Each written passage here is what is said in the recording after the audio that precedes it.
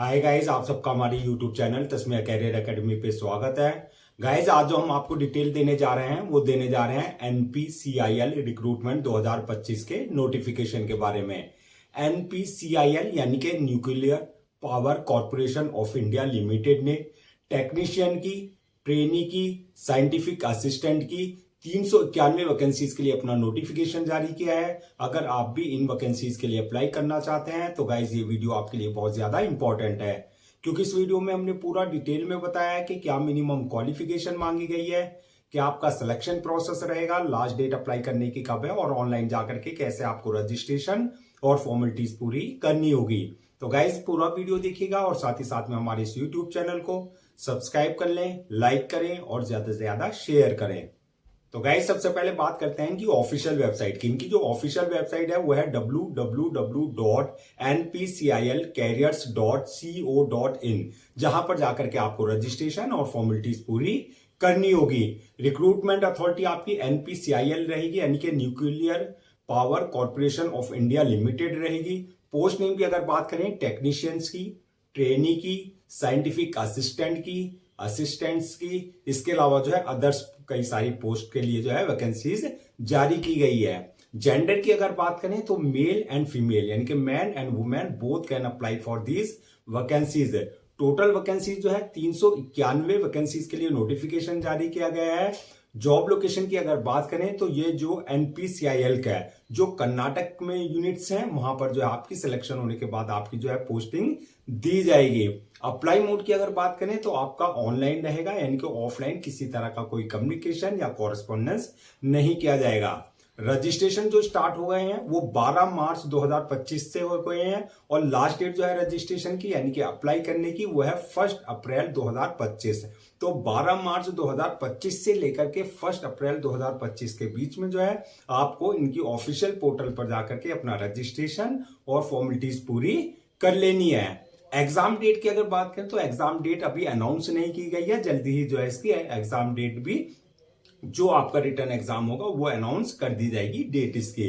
और admit card की अगर बात करें, जो आपका एग्जाम डेट आएगी उससे एक हफ्ते पहले जो है आप अपना एडमिट कार्ड जो है इनके ऑफिशियल पोर्टल से जाकर के जो है अपना डाउनलोड कर सकते हैं।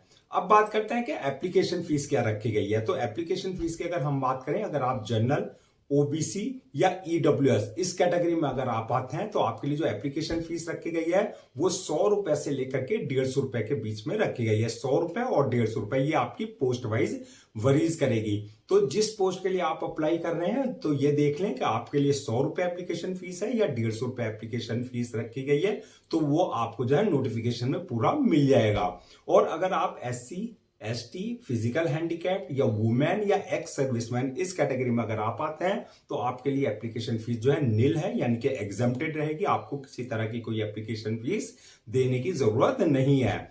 पेमेंट मोड की अगर बात करें, जो एप्लीकेशन फीस है वो ऑनलाइन रहेगा, यानी कि at the time of registration आप अपने डेबिट कार्ड, अपने credit card, net banking, UPI या जो अदर्स मोड है वहां एप्लीकेशन फीस के पेमेंट के, वो उसके थ्रू जो है आप अपनी एप्लीकेशन फीस जो है अपनी कैटेगरी के अकॉर्डिंग डिपॉजिट कर सकते हैं। अब बात करते हैं कि एलिजिबिलिटी क्राइटेरिया क्या मांगा गया है, यानी कि क्या मिनिमम एजुकेशनल क्वालिफिकेशन मांगी गई है। तो ये जो है आपकी जो है पोस्ट वाइज वरीज करेगी, यानी कि 10th, 12th, bachelor degree in any discipline, इसके अलावा जो है आईटीआई वाले या डिप्लोमा इन इंजीनियरिंग या नर्सिंग कोर्सेज, यानी कि ये आपकी पोस्ट वाइज वरी करेगी। सबके लिए जो है अपॉर्चुनिटी रखी गई है, यानी कि अगर आपने 10th किया है तो आपके लिए भी वैकेंसीज, यानी कि आपके लिए भी जो है जॉब अवेलेबल है। और अगर आपने 12th किया है या बैचलर डिग्री की है या आईटीआई वालों के लिए भी रखी गई है, डिप्लोमा इन इंजीनियरिंग वालों के लिए भी रखी गई है, यानी कि सबके लिए जो है मौका दिया गया है। आप अपनी जो है क्वालिफिकेशन के हिसाब से जो है उसी पोस्ट के लिए अप्लाई कर सकते हैं। अब बात करते हैं कि एज लिमिट क्या रखी गई है। तो एज लिमिट की अगर बात करें, मिनिमम 18 साल और मैक्सिमम 30 साल रखी गई है। तो 18 और 30 के बीच में अगर आपकी एज है तो आप जो है अपना इन वैकेंसीज के लिए अप्लाई कर सकते हैं। ये भी आपका पोस्ट वाइज जो है आपकी एज वरी करेगी। एज रिलैक्सेशन की अगर आप बात करें तो as per government rules and regulation जो है आपका रिजर्व कैटेगरीज वाले जैसे एससी, एसटी, ओबीसी या जो रिजर्व कैटेगरीज में आते हैं उनको जो एज रिलैक्सेशन दिया जाता है वो प्रॉपर आपका जो है as per government rules and regulation जो है आपका एज रिलैक्सेशन दिया जाएगा।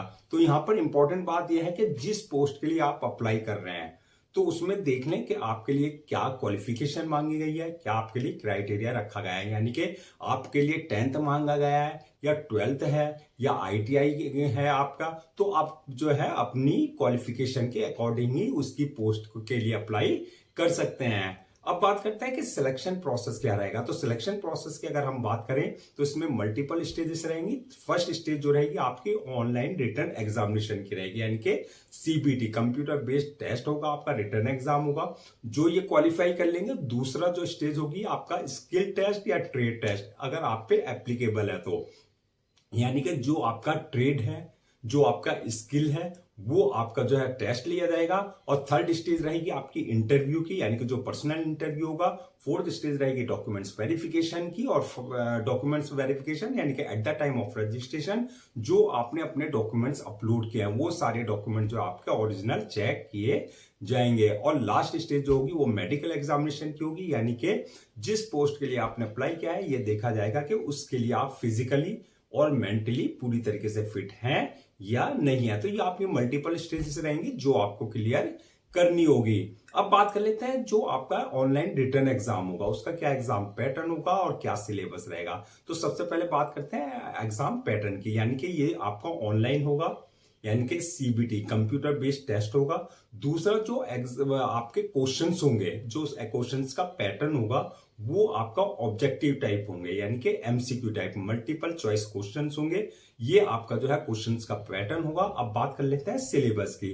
तो सिलेबस की अगर हम बात करें कि कहां कहां से क्वेश्चंस पूछे जाएंगे, तो ये आपका जीके एंड करंट अफेयर्स से क्वेश्चंस होंगे। इसके अलावा इंग्लिश लैंग्वेज से क्वेश्चंस होंगे, जनरल अवेयरनेस से रिलेटेड क्वेश्चंस होंगे, मेंटल एबिलिटी से रिलेटेड क्वेश्चंस होंगे, कंप्यूटर एप्टीट्यूड से रिलेटेड क्वेश्चंस होंगे। इसके अलावा जो आपकी प्रोफेशनल डिग्री है, यानी कि जो आपकी प्रोफेशनल नॉलेज है, यानी कि आपका जो एजुकेशनल बैकग्राउंड है, जो आपका क्राइटेरिया है जिस पोस्ट के लिए आपने अप्लाई किया है, यानी जो तो उससे रिलेटेड आपके क्वेश्चंस रहेंगे, यानी कि जिस ट्रेड के लिए आपने अप्लाई किया है, जिस पोस्ट के लिए आपने अप्लाई किया है, जो आपकी क्वालिफिकेशन है उससे रिलेटेड आपकी टेक्निकल नॉलेज भी चेक की जाएगी। तो ये आपका सिलेबस रहेगा जहां से आपके क्वेश्चंस पूछे जाएंगे। अब बात कर लेते हैं कि फाइनल मेरिट लिस्ट किस बेसिस पे बनेगी। तो फाइनल मेरिट लिस्ट की अगर हम बात करें तो ये आपका जो रिटन एग्जाम है, यानी कि जो आपका ऑनलाइन रिटन एग्जाम हुआ है प्लस जो आपका इंटरव्यू हुआ है, इसमें जो आपने मार्क्स ऑब्टेन किया उस बेसिस पे आपकी जो है फाइनल मेरिट लिस्ट तैयार की जाएगी। सैलरी और अलाउंसेस की अगर हम बात करें तो ये आपकी पोस्ट वाइज वरीज करेगी, यानी कि अलग अलग पोस्ट के लिए जो है अलग अलग सैलरी रखी गई है। तो इसमें जो वैसे स्टार्टिंग सैलरी है वो 33,201 से लेकर के और मैक्सिमम जो है 68,697 के बीच में जो आपकी सैलरी रहेगी, यानी कि स्टार्टिंग सैलरी कम से कम जो है 33,201 है। अलाउंसेस और अदर्स बेनिफिट्स की अगर बात करें तो ये एज पर नॉर्म्स आपको जो है जो एक एम्प्लॉय को दिए जाते हैं, आपका अलाउंसेस और अदर्स बेनिफिट्स जो है वो प्रॉपर आपको दिए जाएंगे। अब बात कर लेते हैं कि जो आपकी ये 391 वैकेंसीज हैं, इनको अगर हम कैटेगरीज वाइज डिवाइड करें यानी कि ब्रेक डाउन करें तो किस कास्ट के लिए कितनी वैकेंसीज रिजर्व रखी गई हैं। तो इसमें जनरल के लिए 161 वैकेंसीज रिजर्व रखी गई हैं, ओबीसी वालों के लिए 104 वैकेंसीज हैं, एससी वालों के लिए 66 हैं, एसटी वालों के लिए 26 हैं, ईडब्ल्यूएस वालों के लिए 34 वैकेंसीज जो है रिजर्व रखी गई हैं। इस तरीके से आपकी 391 वैकेंसी जो है फिल की जाएंगी, यानी कि भर्ती किया जाएगा आपको। अब बात कर लेते हैं कि आपका ऑनलाइन अप्लाई करने से पहले क्या आपको डॉक्यूमेंट्स अपने रेडी रखने हैं। तो सबसे पहले जो आपके एकेडमिक सर्टिफिकेट्स हैं प्लस जो आपकी प्रोफेशनल डिग्री यानी कि जो प्रोफेशनल सर्टिफिकेट्स हैं, चाहे वो आपने सेमेस्टर वाइज किया है, चाहे वो आपने ईयर वाइज किया है, चाहे आपने 10th किया है, 12th किया है, ग्रेजुएशन किया है या डिप्लोमा इन इंजीनियरिंग की है या आईटीआई किया है, जो भी आपकी डिग्री है उसको जो है आपको जो है स्कैन कॉपी करा करके पहले से आपको रखना है, चाहे वो सर्टिफिकेट्स है चाहे वो आपकी मार्कशीट है।